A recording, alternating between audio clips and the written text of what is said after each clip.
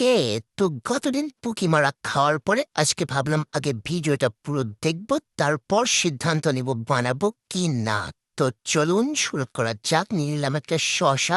শশাটা লজ্জা লাগছিল, তাই আমি ক্যামেরার ওপাশ থেকে এটাকে ছুলে নিয়ে আসলাম। এবার এর ভেতরের টা বের করবো। যাই হোক, বের করা শেষ। ওটাও আমি ক্যামেরার আড়াল থেকেই করেছি। যাই হোক, এবার কি লবণ আর এটা, যাই হোক, লাল লাল মরিচের গুঁড়া ওটাকে মিক্স করে, কি বলে আমি জানি না আসলে, কি আর বলবো। যাই হোক, মিশাই নিলাম ওদের মতো করেই, যদি ওদের মতো উঠছে না, তারপর চেষ্টা করে যাচ্ছি এবার লাগাবো একটু ব্রিটিশ বুদ্ধি, কারণ আমার দ্বারা এটা সম্ভব হচ্ছে না। যাই হোক, লেবু, আবার লেবু, যাই হোক, লেবু চিপে দিলাম। এরপর যাবে লবণ, লবণ দিয়ে দিলাম। তারপর একটু ওই ওই শেট। ওকে, ঠিক আছে, উঠে গেছে। যাই হোক, ওকে, এবার আমাদের দেড় বেলা কুক। এ কি হলো? যাই হোক, কোনো ব্যাপার না, এরকম বলদ সব বাড়িতেই থাকে। এটাকে আমি এবার ঢেলে দিলাম। যাই হোক, কি আর বলবো, আমার বাড়ির বলদটা আমি। যাই হোক, এবার ঢেলে দিলাম এর মধ্যে কোক।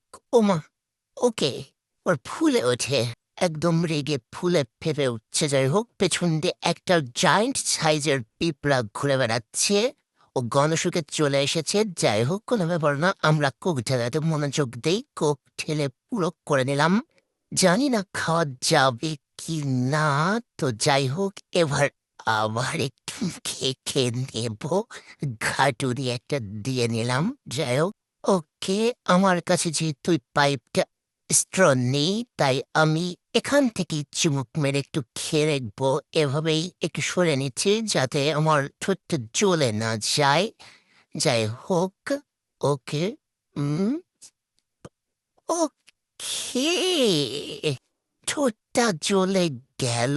যদি সরাই নিলাম, তারপর ঠোঁটটা জ্বলে গেল, কিন্তু খেতে তো ভালোই লাগছে মনে হয়। জানি না, খেয়ে তো নিলাম, যা হয় হোক। হ্যাঁ, না, ভালোই আছে। ওকে, ভালোই আছে। কালকেরটা লস প্রজেক্ট হলেও আজকেরটা একদম ঠিকঠাক।